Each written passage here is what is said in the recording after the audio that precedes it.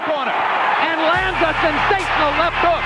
What a comeback by Lewis. And a frozen Frank Bruno is there taking punishment. Lennox Lewis wasn't just the unified heavyweight champion of the world. He was a wrecking ball, cleanly erasing every giant put in front of him. Lewis looks punched out. Big right hand by Lewis, and down is Ruddock.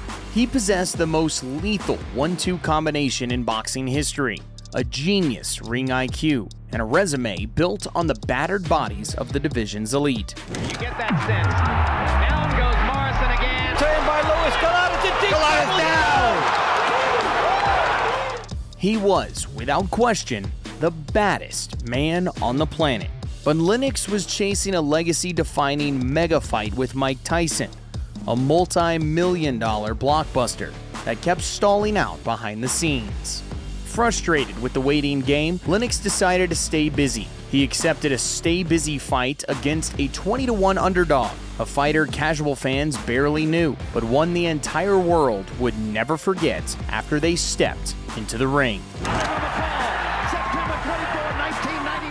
Because in the hurt business, the moment you look past the man in front of you is the exact moment you get blindsided by reality. In the heavyweights, there is a brutal, unforgiving tax on arrogance, and Lennox Lewis was about to pay it in full. Enough people were trying to stop me. The Americans didn't want me to take it over the Atlantic to Britain, but I actually persevered and succeeded.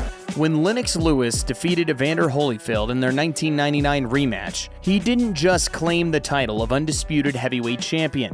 Having conquered the era's top heavyweights, Lewis was firmly cemented at the absolute top of the world. First of all, congratulations. You got to be very excited about this. Very excited. Being the only champion in the world, it's great. Yeah, I would imagine. Yeah.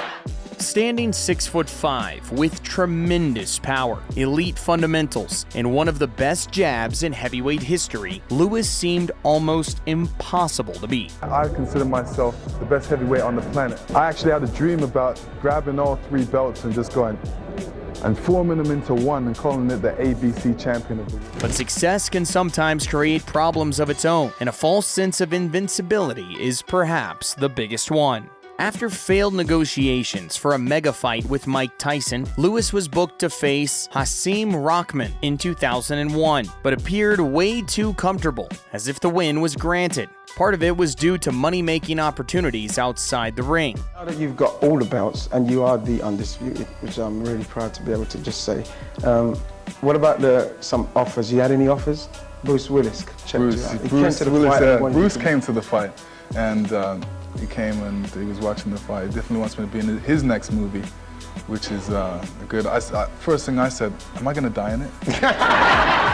Lewis was eventually signed to play himself in the Ocean's 11 movie, and he spent part of his training period filming in Las Vegas. The heavyweight king was now becoming a global celebrity, and that's when things took a turn he never saw coming. Yeah, he's never seen a boxer like me, and you know, I'm not sure how he's gonna tend with me until we get in there. For most, Rahman looked like another name on Lewis's growing list of title defenses. But Rahman was no slouch. He was a strong heavyweight with legitimate punching power, and he had spent years trying to earn respect, but to no avail. I think his weakness is his chin. All I have to do is hit him on his chin and watch him go down if he goes down. You know, that's my perfect role for him to play. No matter what Rahman accomplished, he was ignored and dismissed. And even against Lewis, many believed he was simply showing up to collect a paycheck. Right now, I'm at the top of my game. I don't believe that I can be beat. And I have to see what he's going to have to bring to me to see if he can be able to beat me. I doubt if he can beat me. That perception of a scapegoat was something Rahman desperately wanted to brush off. And this was his opportunity to do so. Come April 22nd, I'll be the most famous rock on the planet when I beat Lennox Lewis and take his title. The fight was set for South Africa, billed as Thunder in Africa, but there was a silent killer waiting in the arena that Lennox completely ignored: altitude. The fight was being held in Brockton, a town sitting 5,200 feet above sea level. At that height, the air is thin, your lungs burn, your muscles starve for oxygen. Experts say a fighter needs at least 4 to 6 weeks to get used to it. Hasim Rahman understood the assignment. He arrived in South Africa nearly a month early, letting his body adapt to it. Rahman, looking to gain whatever small advantage he might, arrived nearly a full month prior to the fight to become accustomed to the altitude. Johannesburg sits more than a mile above sea level. This proves a smart move on Rahman's behalf, because by his own admission, his early workouts are sluggish. Coupled with the altitude, he must train to fight at 4 a.m. At this point, Lewis was not scheduled to arrive in Johannesburg until April 9, and the local papers were already asking if his late arrival would have a negative effect. Lennox Lewis? He stayed in Vegas to finish his movie scenes. He didn't touch down in South Africa until 12 days before the fight. To knock him out in the early rounds anyway, so all this climatized thing that they're talking about, it's gonna be to no avail anyway. Why? Because he thought his natural talent would be enough. Meanwhile, Rahman fully embraced the role of the underdog and was only 15 minutes away from shocking the world. The fight started and Lewis took immediate control. Lewis established his jab, controlled the distance, and looked like the superior boxer many expected him to be. Leaped in with the right hand. But as the rounds progressed, Lewis surprisingly started to fade. Rahman recognized this immediately, but he still decided to take his time before landing the kill shot. In round 5, Rahman finally launched a massive right hand that landed flush on Lewis's jaw.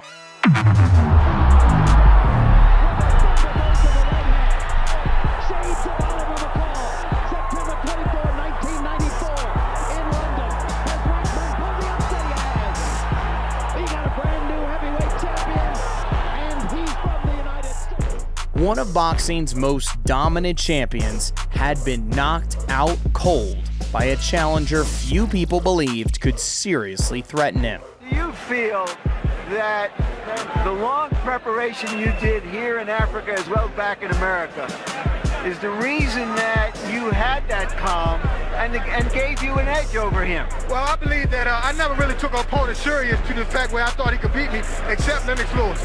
I felt like if I didn't train properly, he would have the edge. I kept my prayers in order, I did all my training, and I came up into it. You see, one punch power with the right hand. I mean, give me some props. Hasim Rahman had produced one of the biggest upsets the heavyweight division had ever seen. The overlooked challenger was suddenly the new champion of the world, while Lewis was left to deal with the embarrassment of seeing years of dominance erased by a single punch. Get him to back up so he can get some air because of the altitude. Because all through the fight, for me, I just see him with his mouth open, and it's a bad place to be with your mouth open in a fight. The boxing world immediately began searching for explanations. Some blamed the altitude, while others pointed to distractions outside the ring. What makes great champions, he will go on and certainly turn that, as he did with Oliver McCall, and turn it around. He knows it was a lack of preparation. He knows his faults, and he will do what Rahman did, is prepare himself properly for this fight and cut out the film bits and all the lack of the other weaknesses. Lewis wasn't interested in any of those theories. He wanted only one thing, a rematch. Not at all. I felt great going in there. You know, my shape never showed at all in the fight. It's the situations, both are going in with a right hand. One of them has to connect, and it so happens that his right hand connects. I never beat the count, simple as that. I felt good. You know, this is what happens in heavyweight boxing. Lennox was obsessed with correcting his mistakes, demanding an immediate shot at redemption. But the newly crowned champion was already looking through open doors. Rahman was chasing generational wealth, and a mega fight with Mike Tyson promised far more money than stepping back into the ring with a vengeful Lennox Lewis. To make it happen, Rahman teamed up with Don King and began actively dodging the rematch, even turning down a guaranteed $17 million from HBO. But Lewis refused to be pushed aside. Armed with a contractually guaranteed rematch clause, his team filed a high-stakes breach of contract lawsuit in New York. The gamble paid off completely when federal judge Miriam Goldman Cederbaum ruled entirely in Lewis's favor, freezing the division by decreeing that Rahman could not defend his belts against any other fighter for 18 months. Outmaneuvered legally and stripped of his alternative options, Rahman was forced to sign the paperwork. The rematch was on, but the legal bitter war had made it intensely personal. When the two heavyweights finally met for a promotional face-off at ESPN, the underlying rage boiled over into an infamous all-out physical confrontation. You ain't nobody. I say what I want to say to you. Go ahead, man. I say what I want to say to you. What you mean? I just said it. What you want me to say? Say what you want me to say. Say anything like what? Like what? You want. Like what? Anything what you want me to say? Say anything you want. What? Fellas. Okay, we don't want that. Guys. The brawl made it clear this rivalry had evolved far beyond championship belts and rankings. The defeat had completely transformed Lewis.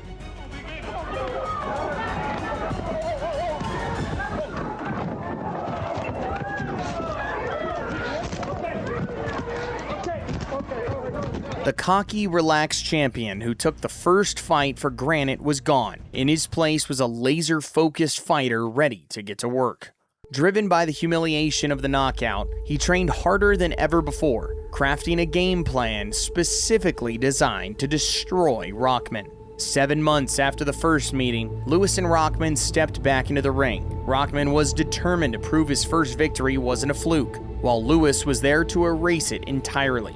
From the opening bell, Lewis looked like a completely different fighter.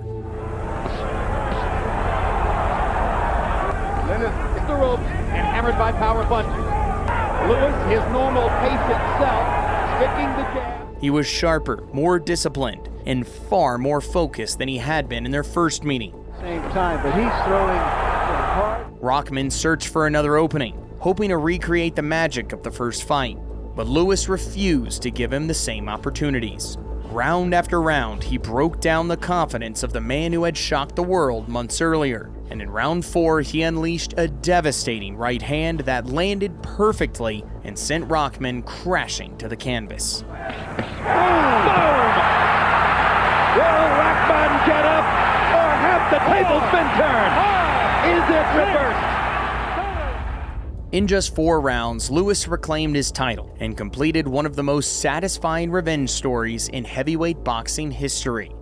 Lennox, you came into the fight, your opponent was bone dry. Did you notice anything right from the start? Well, I seen a little twinkle in his eye, you know. Plus I've been dreaming all week to change his name. Change his name from has-been Rahman. His name's has-been Rahman now. The rivalry between Lennox Lewis and Hasim Rahman will always be memorable because of what it represented. You know, when you look back on your career, like, do you have like a most satisfying victory? Yeah. What is it? Hasim Rahman. I was gonna say that.